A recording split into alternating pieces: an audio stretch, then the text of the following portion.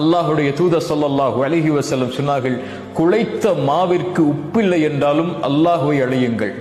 உங்களுடைய செருப்பின் வாரந்தாலும் அல்லாஹ்விடத்திலே கேளுங்கள்.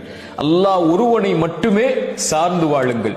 அது உங்களை நிராசை அடைய செய்யாது. மனிதர்களை சார்ந்து வாழ்பவர்கள் எப்போதும் நிராசை அடைந்து கொண்டே இருப்பார்கள். ஏனென்றால் மனிதர்களால் மனிதனுக்கு முழுமையை கொடுத்து திருப்தியை கொடுக்க முடியாது. படைத்த ஒருவன் தான் மனிதர்களுடைய தேவையில் அவர்களை திருப்தி அடைய செய்ய முடியும்.